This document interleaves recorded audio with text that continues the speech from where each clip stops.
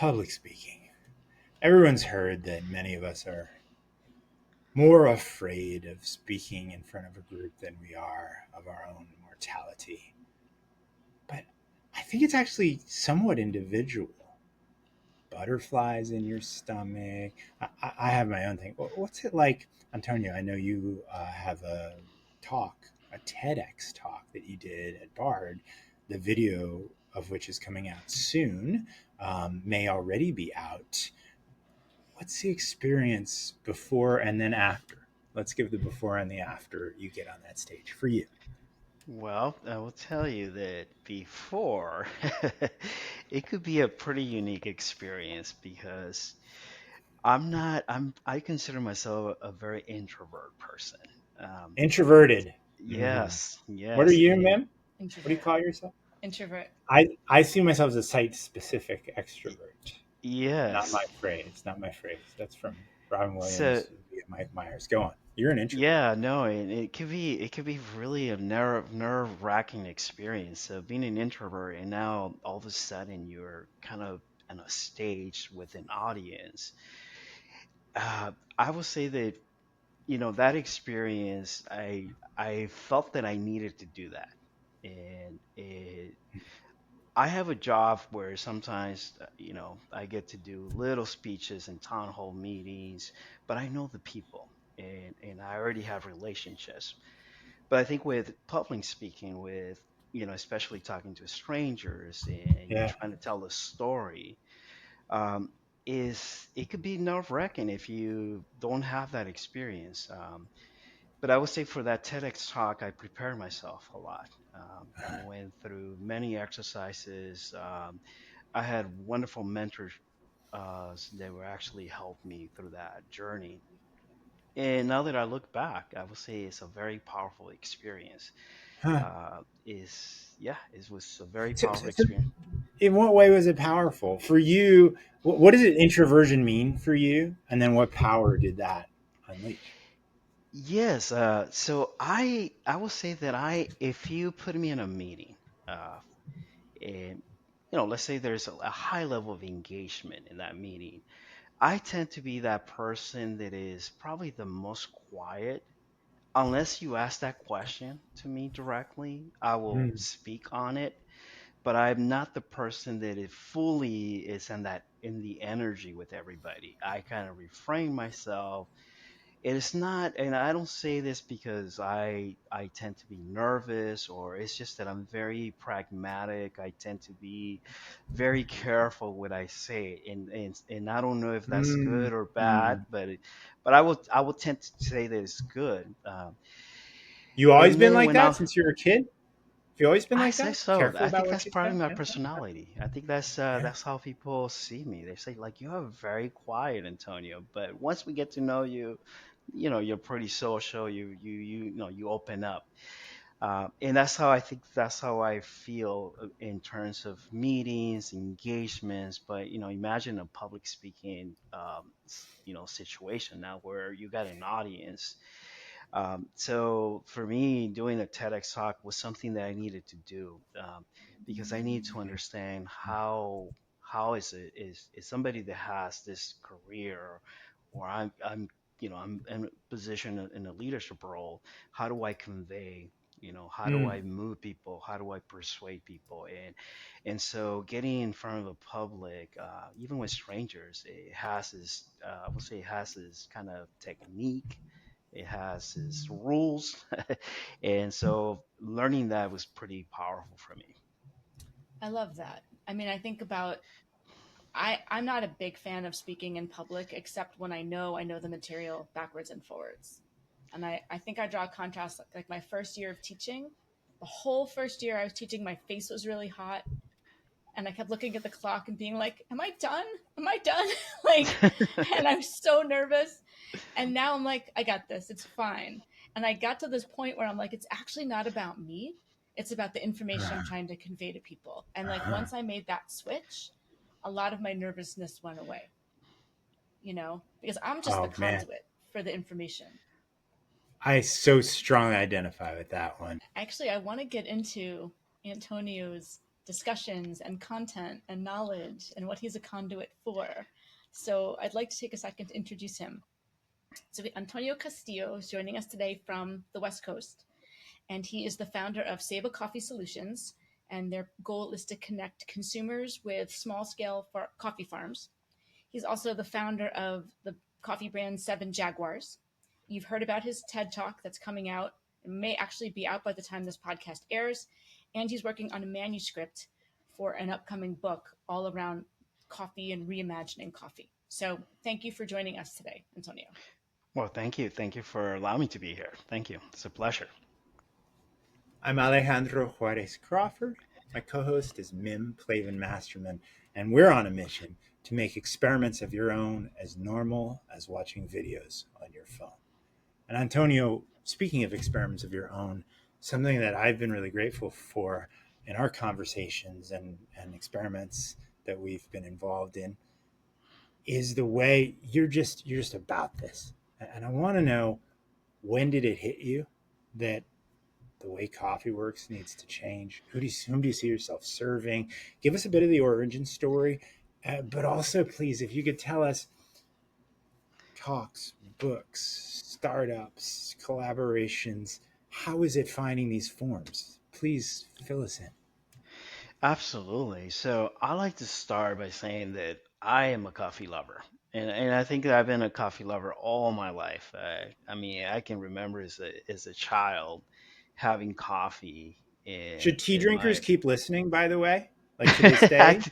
I think They're okay? so. I think so. Okay, Yes, okay. So yes. they're welcome. Okay, Yeah, go on, please. Yeah. yes. And I drink tea. And I have to say my favorite is green tea. So Me too. that I love green tea. Okay. good. Yeah, but there's something about coffee, and I think it brings me more like a childhood memories. My grandmother used to have this kind of stove percolator, and she will always brew coffee, and that as a kid kind of just stuck in my head. And growing up, it was just part of me. And Wait. so Your as an grandmother. Sorry to ask, but what was her yes, style of brewing? Did she use so what we she call a will grind. greca or a mocha? Go ahead. No, no, she actually will. She will very old school. This is a very old school grandma that she will just grind her own beans. I will see that, By and then she hand. will have this by hand. Like well, she will have she will have a grinder, grinder, and then she will put that into a very like this old school stove percolator where just heat it, and then you will just see like you will hear the coffee brewing, and then the aromas will come out, and it will just like penetrate the whole kitchen. And that's how I woke up. I used to wake up every morning. So I can smell coffee. it now as you Yeah, speak, yeah. by the way. I don't know what's going on here. Yeah, I can still smell it to this day. And but coffee's been part of my life. I would say I had almost like, let's say, this sort of kind of pivot moment in the way I see coffee, because we'll say about 5 years ago, I was really excited to start my own coffee business. And my idea was to have a coffee shop and be a cool barista, have a one of those cool coffee shops. And so I wanted to be different. And I remember one summer, I said, one of my cousins that lives in Mexico, I told him, hey, let's take a road trip to the south part of Mexico. I keep hearing there's great coffee, in the southern part of Mexico. I don't know Mexico that well. So we took a road trip. We spent, I would say, 2 months just from all these coffee regions in the southern part of Mexico, specifically Chiapas, which is the state which is the largest producer of coffee in Mexico, but is also known for its highest, quality of coffee. And so we went from different regions in that state, and the world to me was just like I was a kid, and basically in this whole going from one coffee farm to another coffee farm. And I was very fortunate that me and my cousin, we met this very humble, amazing small coffee farm family. And at the time that we went, it was during the summer, so it was the season was not at its full bloom. Typically, that season starts around December all the way to March. So we already had passed that season.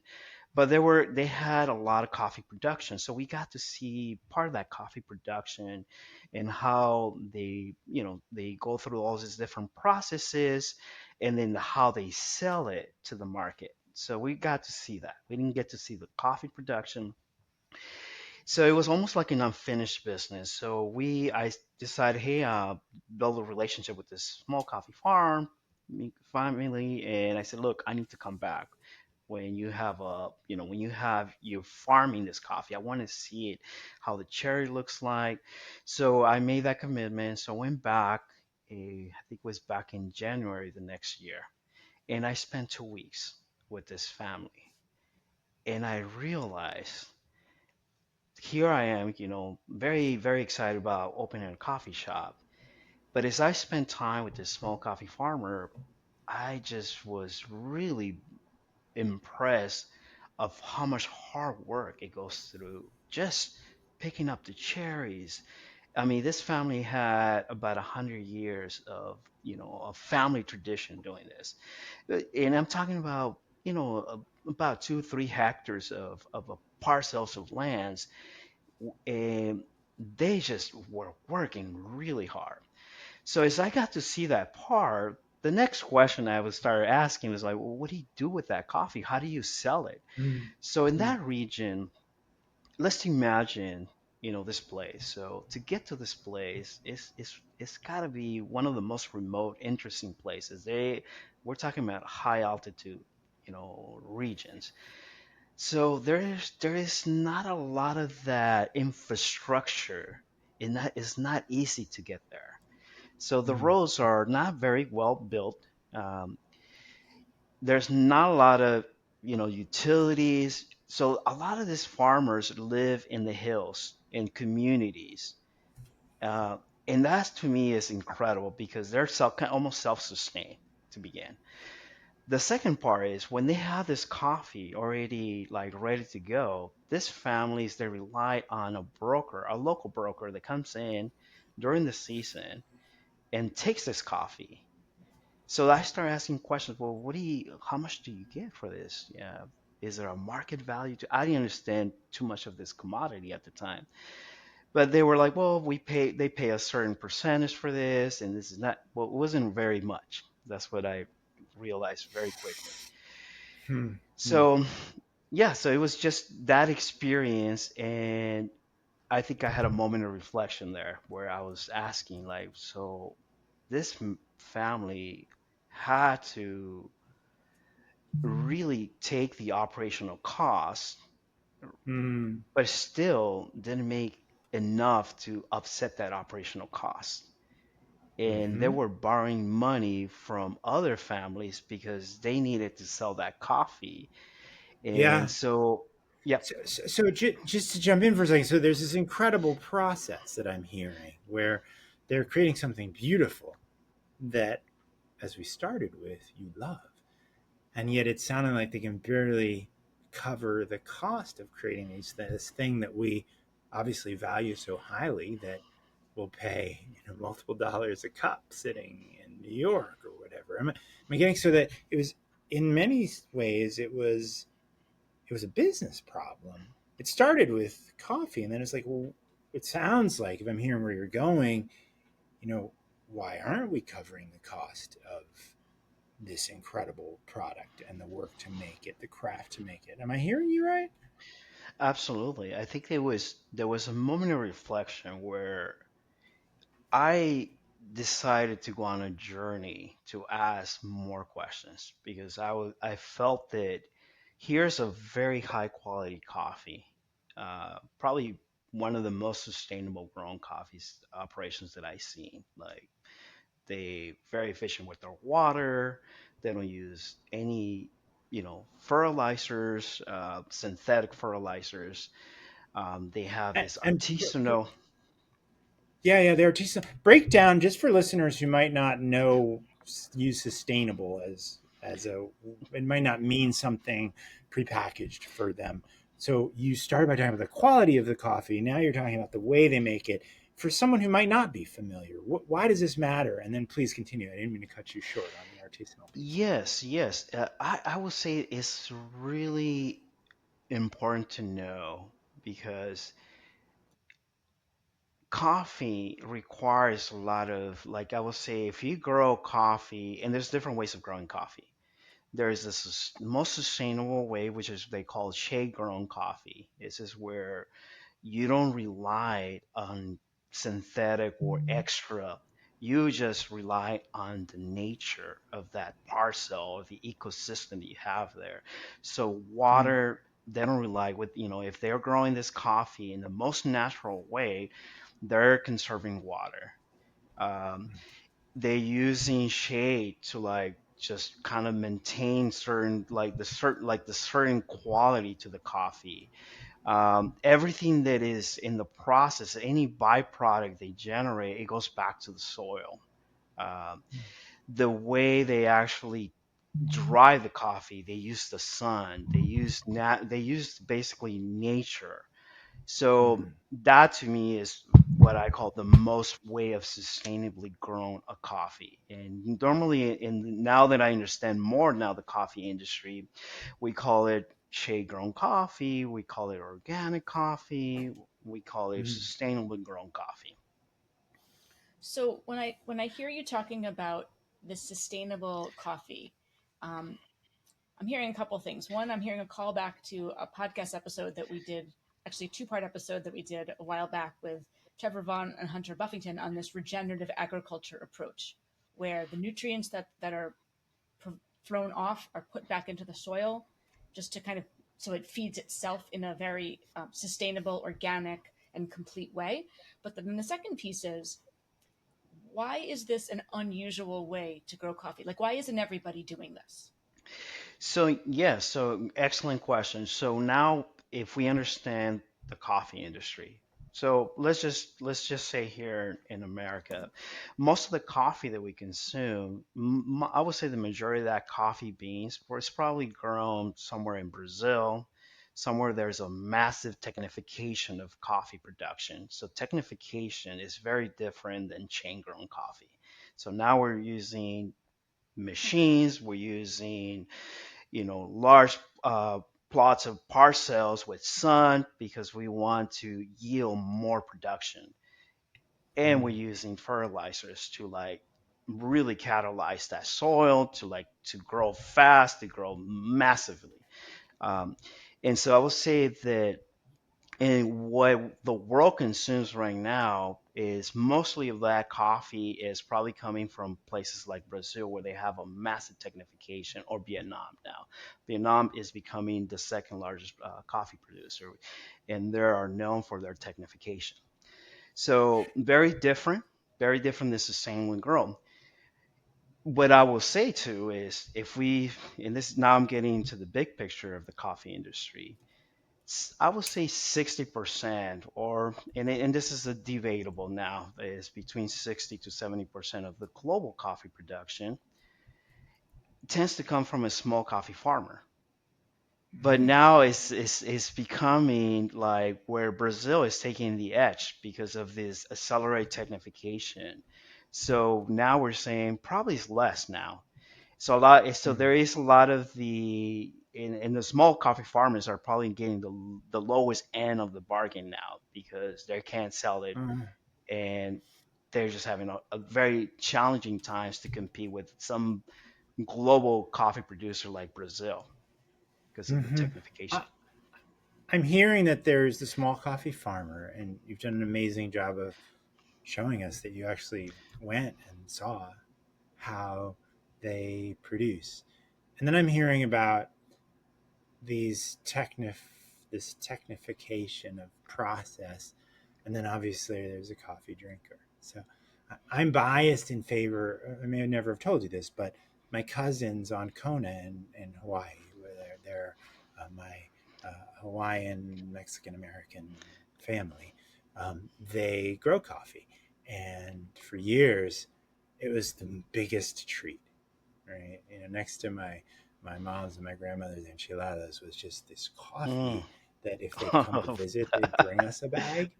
And I just remember like, I don't even know what this is. This is like some, beans of the gods. It was just a whole different food to me. It was like the first time I, ate an Amish tomato or something like that, right? And so I'm biased because for me at least, but there was also all this sense of family and emotion and all these things built in. For your average coffee drinker who's, I don't know, let's just imagine them, they're getting their coffee at the drive through, for goodness sakes. I mean, if you don't mind, can they tell the difference? Is it about marketing? Does it taste different? And I'm not neglecting the importance of also conserving the land, but I'm just wondering, uh, can we today tell the difference as drinkers, or is part of what you're doing making it possible for us to tell the difference because we care about these values? it's a really good question, and I have to say, like, I got this the other day from an excellent coffee lover. He's like, the best coffee is the one that you like, and I was like, really, it's the one you like. But I would say for me, what I will say, I'm a coffee lover, so I'm getting more into the high specialty coffees, right? So my palate is actually a little different. So it's kind of like wine, right? So once you Wait, do you have all understand kinds what of words to describe it? Like a sommelier would be like, this N- cup has Probably notes has a of, help wheel me out. where it's like notes of caramel and frank fruit and yeah, yeah. yeah, so there is, I mean, the molecular structure of coffee has, I think it has, I don't know, mostly hundreds and hundreds of different notes. So I just tell, like, the other day I was brewing coffee for my girlfriend, and she's like, I'm becoming a coffee snob because of you, because I brew my coffee in this sort of kind of pour over method. I call it the Yeah. B60, and I also do French presses, Hmm. and the French presses tend to be with stronger body, like a little, and it depends on the coffee. So I had this, Mm. we call this natural coffee that is just naturally grown, like is naturally dry in this, and it goes through this sort of kind of fermentation process where they don't wash it, just they just let it dry. It takes longer. So what it Mm. does with that coffee, with that, I would say that, we'll say the taste profile, it gives a lot of complexity to that. So, Mm. and as I use this method, you began to taste like, oh, has this more of a chocolate, a cacao nose. This has more of fruitiness, and then you have the French press. Oh, this has a little bit more of the acidity. So you start getting into those nuances, kind of like wine. Like you understand coffee from that kind of, from that kind of tasting, I guess, tasting world now. But And can I ask? So you go on. You had something good coming. I got a no, burning no, I question. no. So I would say that like at first I thought I was kind of unique in this world. And I Mm. traveled to El Salvador early last year, and believe it or not, I met a lot of folks like me, like say, "Oh yeah, this has the cacao notes, this has the stress," but they're tasters. That's what they do for a living. And I was like, "Okay, I'm not." It's just another level to this. So, Yeah. fascinating world when it comes to tasting What coffee. I wanted to ask you, you talked about taste, but along the way you talked about process. Actually, from the beginning, with the way your grandmother made it, right?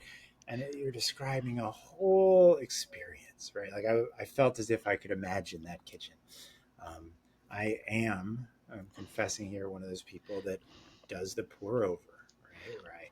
I first do it just a little bit, get the gas bubbles to come out. I do this every morning, right? And then, Yes. and it's a slow process. And one of the things that's striking me as you speak is that we actually want that process. Technification, to use your word, it's speeding up processes, right? And it's sort of taking. Go on, you jump in, please. No, It's all no, your I right. think like so it goes back to this TEDx talk that I did early this year. That coffee is is one of the most important global commodities. is part of the globalized economy. And let's define And commodity for listeners, Antonio. You mean s- commodity in the sense of something that's virtually interchangeable, the way there's a commodity price exactly. for wheat or something like that. Okay. Exactly. It fluctuates. It has a stock market. There's two types of, I would say two types of coffee beans that are traded in the stock market. So the world, I think all of us, we mostly consume Arabicas. Arabicas is this type of species that is the one that gives you the flavors, whether you're in Kona or in Central America, Colombia, Brazil. And then you have the Robustas that tend to grow more in tropical areas like in Southeast Asia or Africa. And those are traded in the stock, in the London Stock Exchange. The Arabicas are traded in the New York Stock Exchange. And they're part of the globalized economy. So they are actually part of this economical structure of systems, and there is trading between two worlds, the global south and the global north. Technification, what it does is, well, a lot of, if we go about efficiency, and now we're talking about major players that have control of the coffee trade, they want technification. Why? Because it improves their revenue, it improves their net incomes because you're selling coffee faster. You're producing coffee faster. Um, is that good or bad? Well, I mean, I would say in my TEDx talk, what I said is like I'm in that journey exploring what is why they need technification. My experience in the way I am about coffee as a coffee lover is that I want to see more small coffee farmers because to me that is sort of kind of how coffee started. Coffee started by very small coffee farmers, um, and I feel that's where we need to have a structural shift in terms of what we see in this problem. That there is so much imbalance in the way it is structured right now, the whole coffee industry. So I want to make a couple of observations and then I want to ask you a specific question about Ceiba, if that's okay. So the Absolutely. first is this technification piece. There was a book that came out maybe 7, 8 years ago, and it talked about that process in the United States and how we changed how we grew produce. So that produce you used to only be able to get what was in season and what was near where you lived. And then at some point, these large manufacturers began selecting for different traits, like things that would keep it lasting longer on the shelf at the expense of how good it tasted. So Alejandro's point about the Amish tomato, that's exactly the kind of thing that we're talking about. The tomatoes went from these small places growing the tomatoes that grew in that soil to these large scale producers that had tomatoes that were reddish for longer, but at the expense of the taste. It sounds like the kind of same thing you're talking about from coffee. This they're selecting for a different variable. In effect, they're selecting for speed of process or shelf life or transportation ease or something else besides taste. But the second observation is that there's this we, we we say we want the good thing. We say we want to have the well made coffee or the delicious coffee with the slow process, and yet a lot of people are not willing to pay for that price. So I think in my own neighborhood, I live in Massachusetts, so I have to mention Dunkin' Donuts. I think it's a rule, it's a requirement. Um, but in my No local, sponsorship here, though, no, right? This is not. No, maybe if I Zepto is want to not sponsored though. by Dunkin'. But I the think donuts are delicious though. no.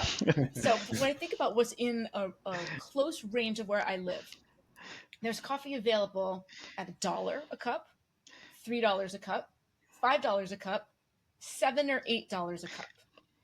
$10 a cup, all in my neighborhood, right? And so there's room for all of these players. What I wanted to kind of switch gears and pivot to was Ceiba, of like, how do you see Ceiba fitting into this landscape where you have coffee costing anywhere from $1 to $10, and you've got this a lot of players kind of hovering in these different price quality trade offs. How do you see Ceiba playing a role?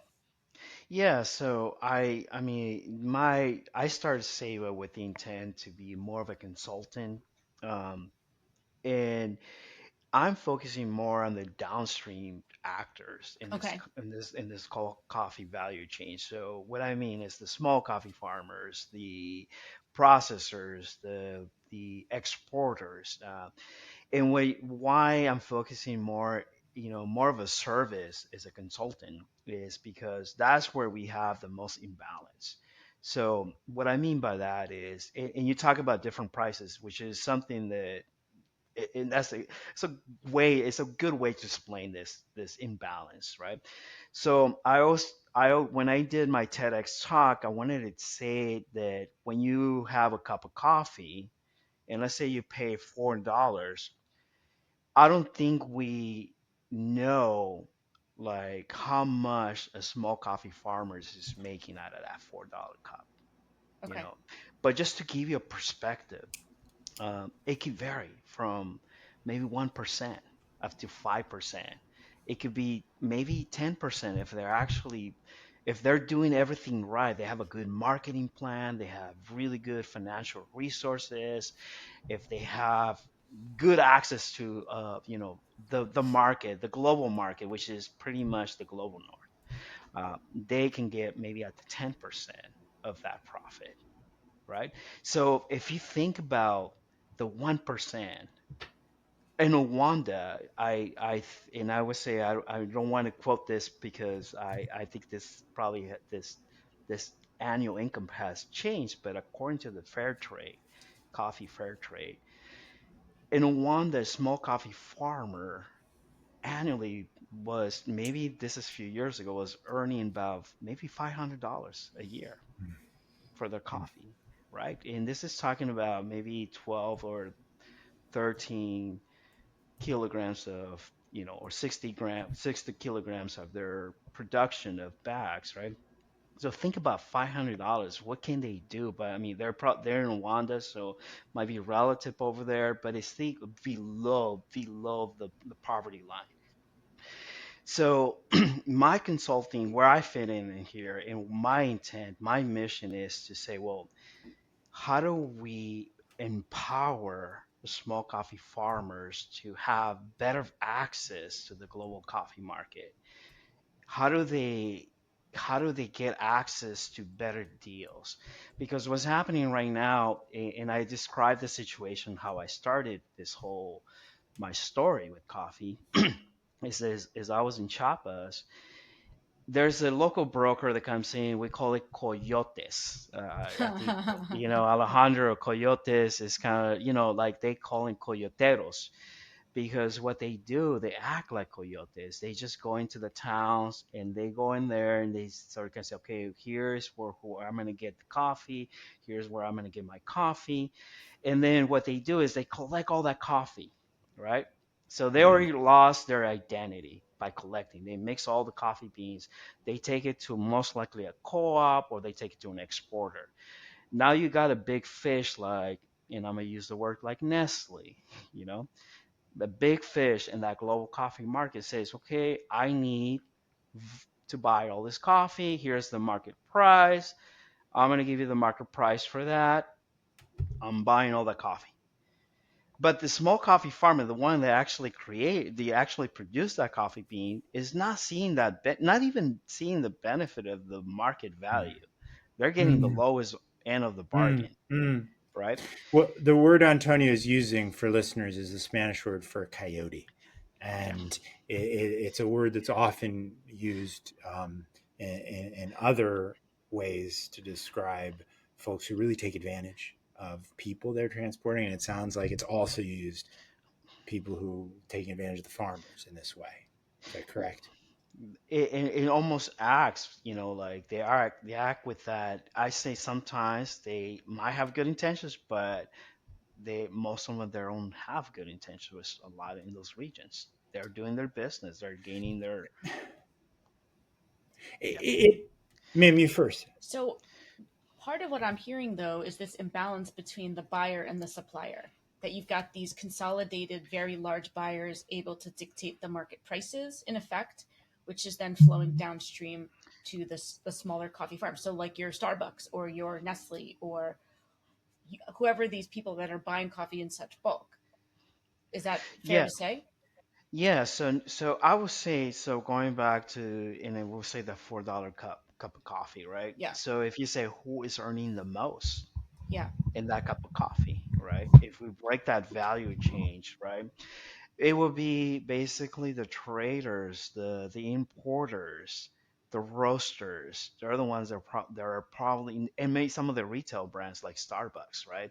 But mostly are the importers, the people that don't ever even walk to any coffee farms. They're the ones that are actually earning the most because they can speculate. Remember, this is a commodity. They can speculate on market prices. They can do future contracts. They're the ones that kind of have that the most power. Let's say the Yeah. bargaining power. Antonio, what would you say to folks who say it would be wonderful if the grower who's doing the labor to create this beautiful food, be wonderful if they had more of the share? But naturally, our markets will drive toward efficiency. And let's be realistic. This is just the way it works. The big will always.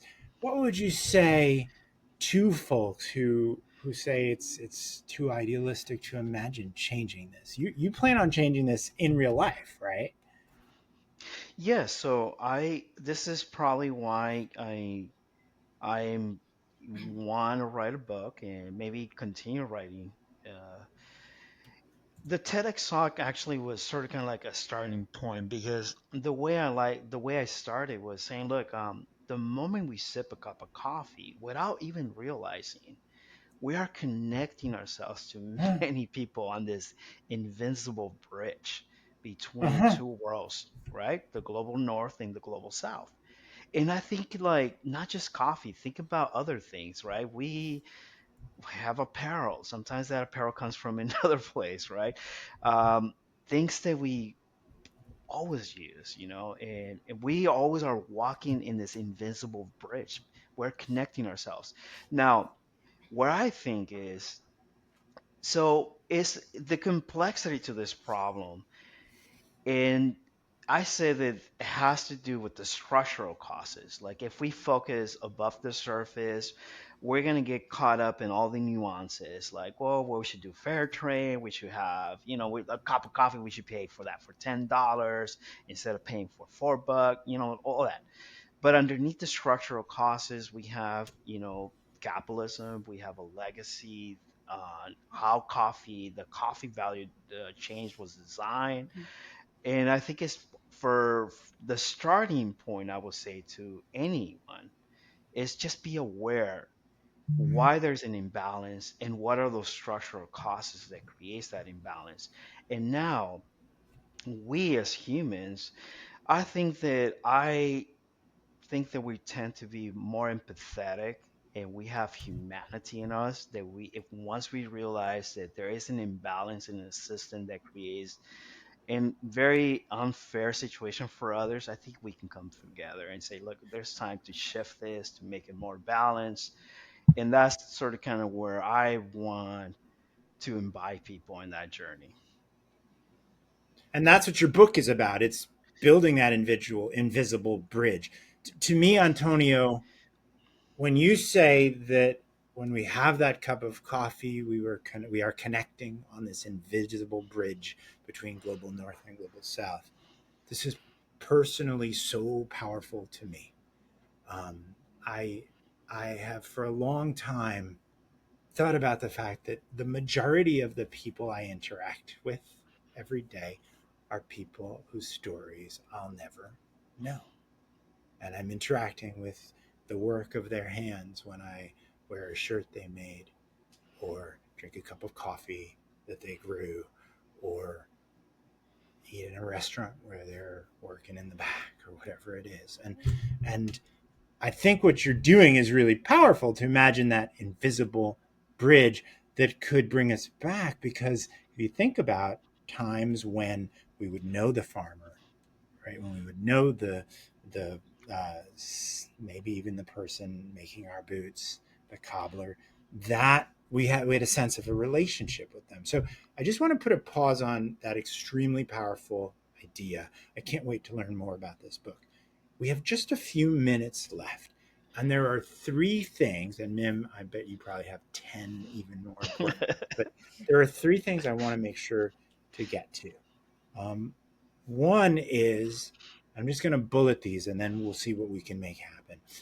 I just want to ask, there are so many people who say, this is terrible. Why doesn't it work differently? And they appreciate these things and then they don't do it. You are doing it. You're that person who has dedicated yourself to not only imagining, but finding practical ways to change this. And I want to get a sense, number one, how that happens for you and what your message might be to other listeners who see something that should just work differently but who are struggling with the idea that they can just make them their work or life about experiments to change that or even part-time. Yeah, I mean, and it starts what if, right? It starts what if we are more aware? What if we can use, you know, I'm using my privilege to go and really just I had an experience last year where I met this small coffee farm woman that she was running a whole operation by herself with other three sisters, but she didn't have the tools. She didn't Mm, have like what I call like why don't you maybe use social media to create your story? Those are free tools. You these are can just, tools. Yeah. yeah, like YouTube. Why don't you start, maybe engaging with other community members where you can take that leadership role and tell the story. And Mm-hmm. so to me, those are what if we start doing that more, right? And I, with Ceiba Coffee Solution, I say, well, that could actually have a transformative impact. And sure enough, she's actually tapping into the markets a little bit more and more. Now it's Mm-hmm. like she gained like a direct buyer from Germany, and now it's her, and that really has an impact in her So, so, business, so basically. Saba is enabling her with tools and method to make connections and tell the story that matters to people on the other side of that bridge. Is that right?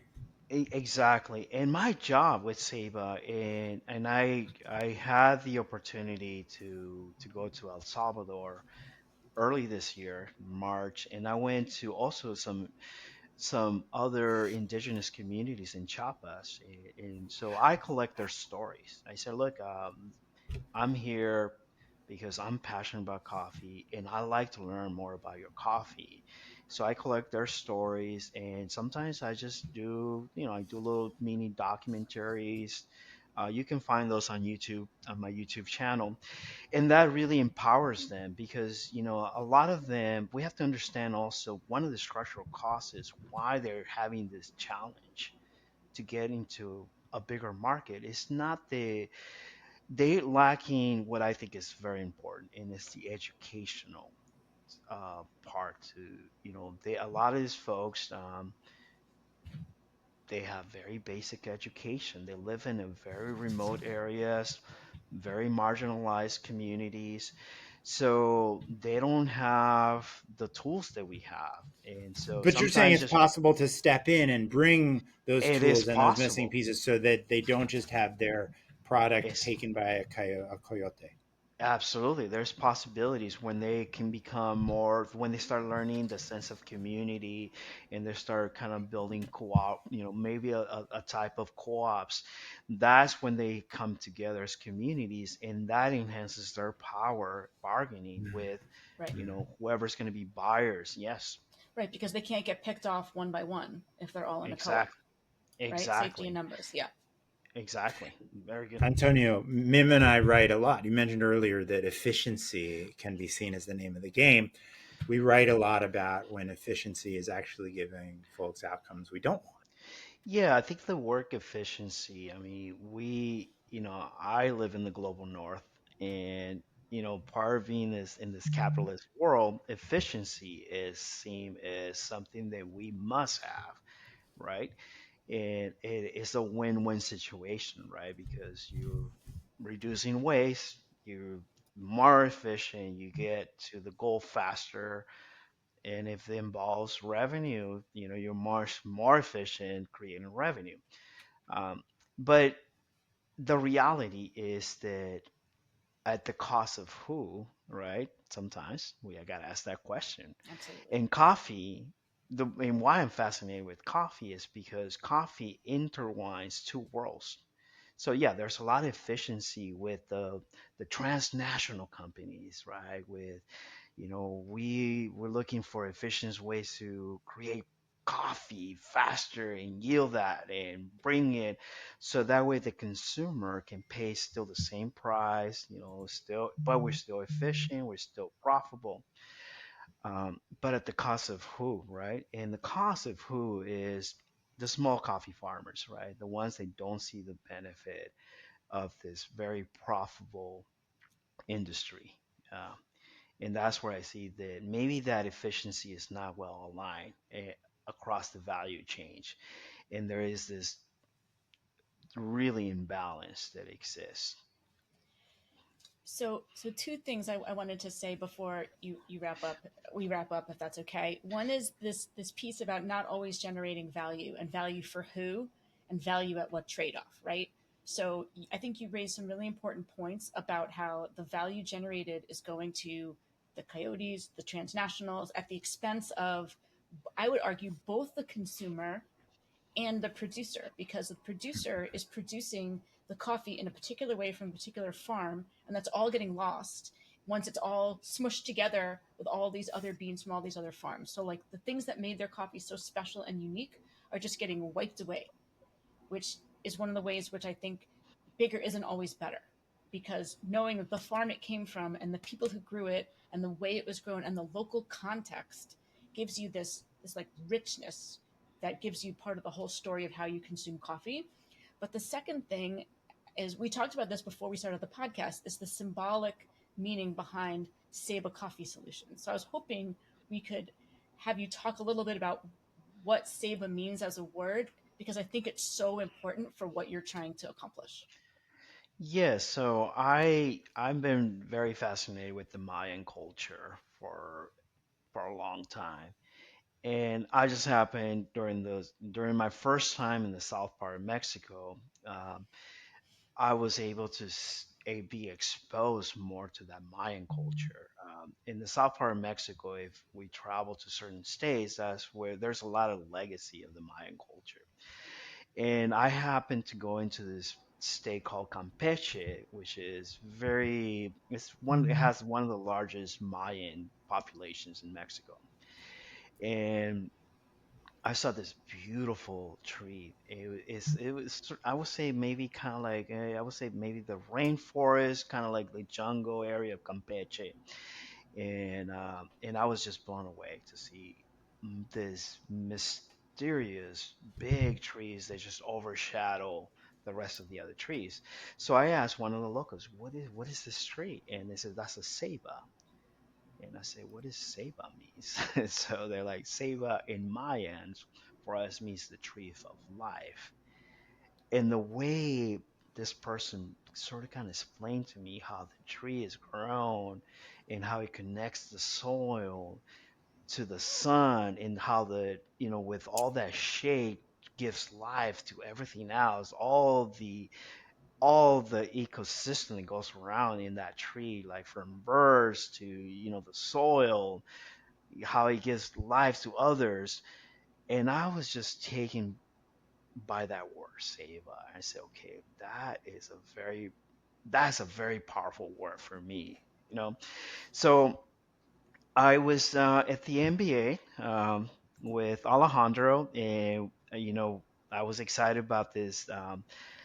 This is Sort of kind the of this Bard MBA in that sustainability. yeah, the bar MBA, Also our not a sponsor.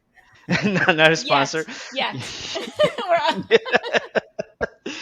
And like to I try. I think no, it was a great opportunity to participate in the ask of this, we call it, I would say, a project. And and so I was thinking, and it was around coffee. I wanted to create like a What day. made the and this is partly just because I'm obsessed with enabling more people to do the kind of thing you're doing. What made that project opportunity useful to you, if you don't mind my putting you on the spot? Absolutely. I Or would what say would to have made it me, more useful is also a good answer.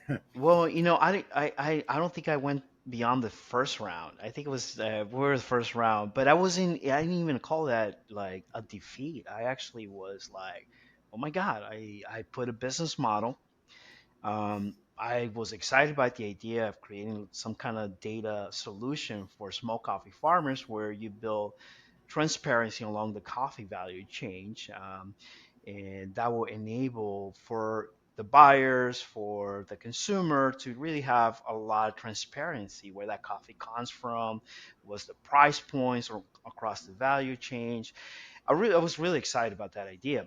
But I also learned that there was other things that I could have done better, or we could have done Mhm, better. mhm, But from there, I said, "Hey, look, I think that I can pivot not necessarily into some kind of tool like a data solution, but more into a consulting role mm, where mm, I go in there to the small coffee farmers and say, okay, you need financial awareness.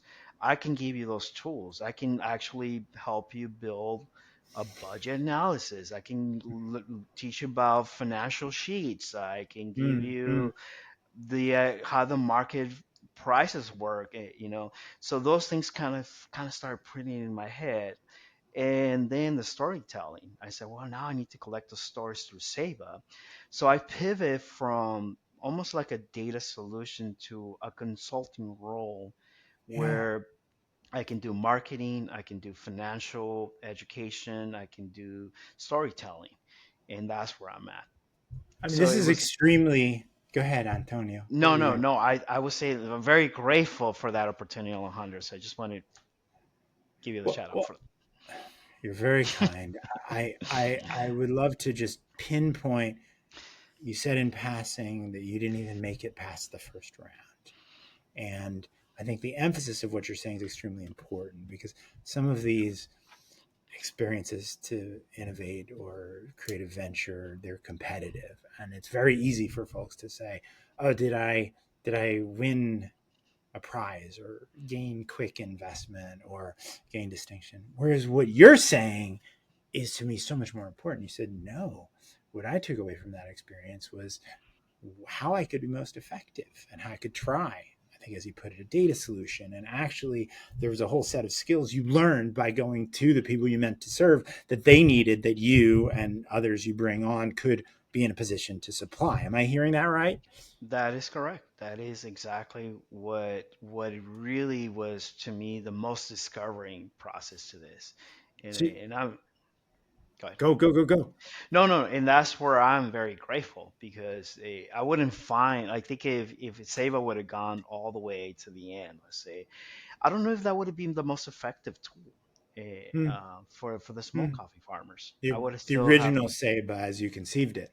So yeah, this is very powerful. So you're trying to change something for these small coffee farmers, and I want, in closing, I could talk with you all day about this, to just focus on the fact that you didn't obsess about one way of changing things, right? You didn't even know how, but instead you took an experience of figuring out how to make that shift. And so if what you do, Antonio, is what drives me, Mim and I were creating instructional tools and materials for not just the programs that we teach, but others to be able to do these things. As you know, I've spent a lot of time creating software tools that enables folks like you to create solutions on Rebel Base.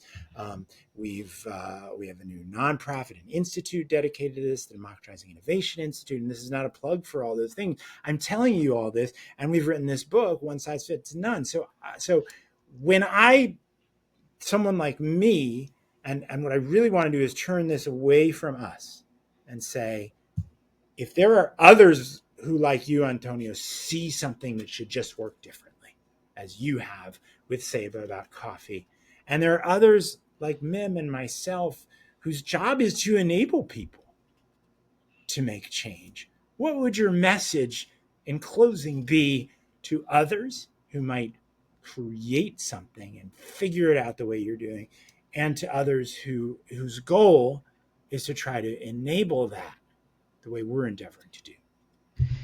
I would say this, you're always learning, and that's where I'm at. I'm in this path. I'm always learning. But if you have a mission, right, and your mission is very clear, be open.